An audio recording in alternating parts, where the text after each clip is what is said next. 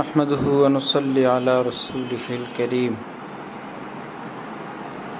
दुखूल जन्नत व हुसूल मग़फ़िरत गो वह भी हैं, लेकिन उनके असबाब इख्तियारी हैं।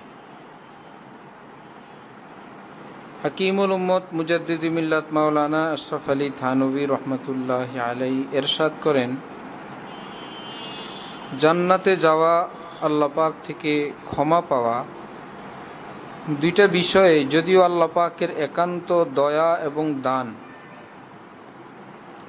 কিন্তু জান্নাতে যাওয়ার কাজ করা, ক্ষমা পাওয়ার কাজ করা, এটা বান্দার ইচ্ছাধীন কাজ। জান্নাতে যাওয়া বান্দার ইচ্ছাধীন না। আল্লাহ থেকে ক্ষমা নিয়ে নেওয়া এটা কারো ইখতিয়ারে নাই। জান্নাতে যাওয়া কারো ইচ্ছা মতো, কার ইচ্ছায়? কারো গুনাহ মাফ করে দেওয়া, যে আমার গুনাহ ছিল আমি সেগুলো মাফ করায় নিছি, সেটা আমাদের ইচ্ছায় না আল্লাহর ইচ্ছায়? দোনোটাই আল্লাহর হাতে। কিন্তু জান্নাতে যাওয়ার কাজ করা, ক্ষমা পাওয়ার কাজ করা, এটা কি আল্লাহর হাতে না বান্দার হাতে? বান্দার হাতে। কত শত মাসআলা, কত হাজার মাসআলা এর মধ্যে আছে।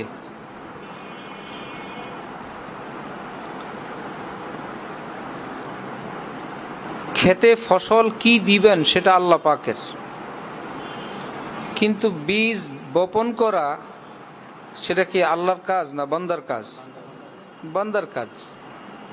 বীজ লাগাবে, আমি ধান ক্ষেত করব, এই সিদ্ধান্ত কি স্বপ্নযোগে ফেরেশতার মাধ্যমে আল্লাহ পাঠাবেন না বান্দা নিবে?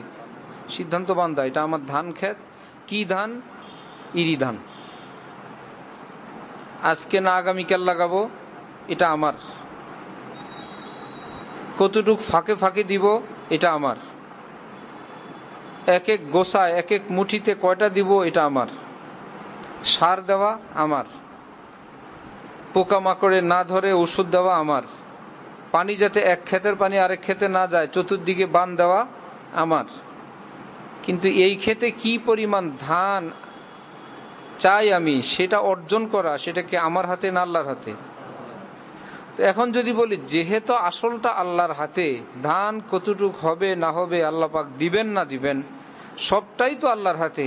এখন সে ধান খেতেই গেল না, বীজই বপন করলো না, সারই দিল না, ক্ষেতের বাদ দিল না, পানি দিল না, কি ব্যাপার ভাই? সব তো আল্লাহর হাতে।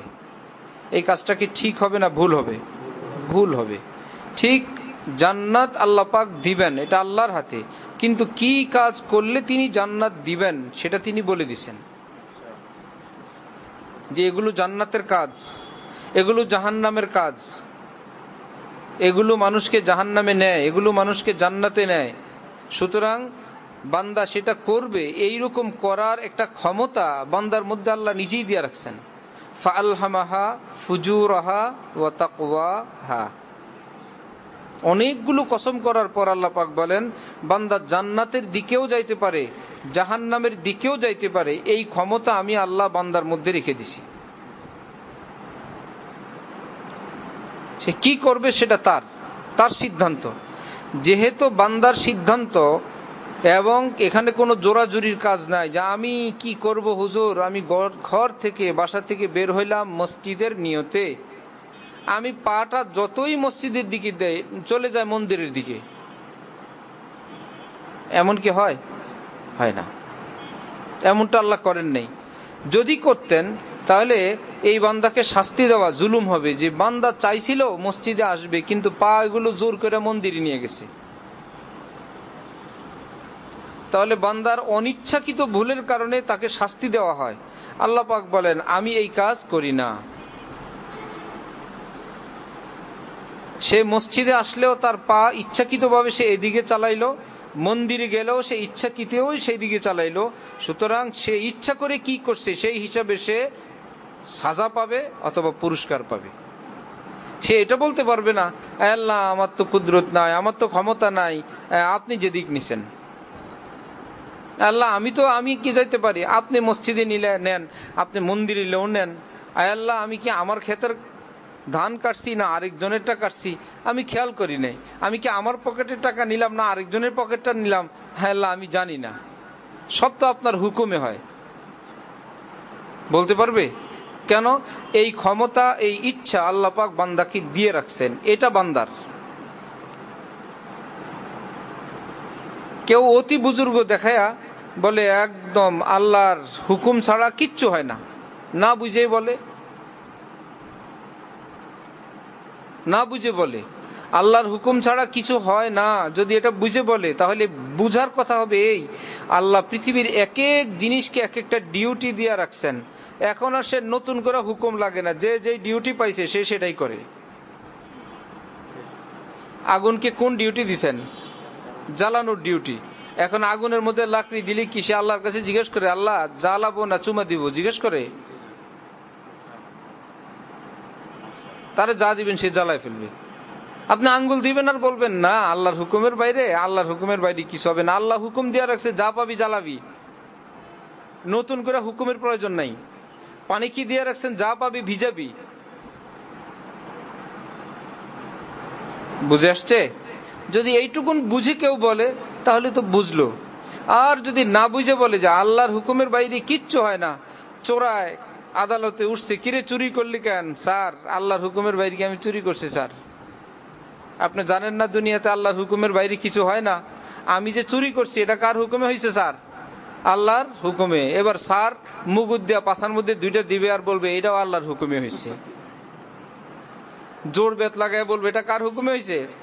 আল্লাহর হুকুমে হয়েছে। তুমি যেরকম বুঝো তোমার জন্য মেডিসিনও সেরকমের। ইয়া আল্লাহ, তাহলে কি জান্নাতে যাওয়া, ক্ষমা পাওয়া এটা বান্দার ইচ্ছা না আল্লাহর ইচ্ছা? আল্লাহর। কিন্তু জান্নাতে যাওয়ার কাজ করা, ক্ষমা পাওয়ার কাজ করা এটা কার হাতে? আল্লাহর হাতে না বান্দার হাতে? বান্দার হাতে। তার জোর করে আল্লাহ থেকে নিয়ে নিছেন না আল্লাহ দিছেন? আল্লাহ দিছেন। এজন্য বান্দাকে বলা হয় কাসেব। কি বলা হয়? কাসেব, উপার্জনকারী। আল্লাহকে বলা হয় খালেক, সৃষ্টিকারী। আল্লাহ পাক সৃষ্টি করছেন, বান্দা উপার্জন করছে। বাজারে দুধের দোকানও আছে, মধুর দোকানও আছে, আবার মদের দোকানও আছে। কি ব্যাপার? বাজারওয়ালারা আপনারা এটা রাখলেন, ওই সুইপাররা ময়লার ভিতরে ডুব দেয়, তো ওরা এক বোতল খায়া পরে ওই পায়খানার ভিতরে ডুব দিলে অগ সমস্যা হয় না, অগর জন্য রাখছে।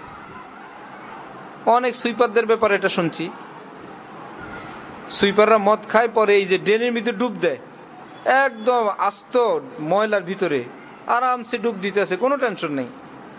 কি ব্যাপার এটা রাখছেন? ভাই বাজার, এখানে হিন্দু আছে, খ্রিস্টানরা আসে, রাখছি, যার যেটা নেওয়ার দরকার সে নেয়, তাদের জন্য তো ঠিক আছে। এখন এক বেচারা তার ছেলেকে, কর্মচারীকে টাকা দিল আর বলল যে অমুক দোকান থেকে দুধ নিয়ে আসবা,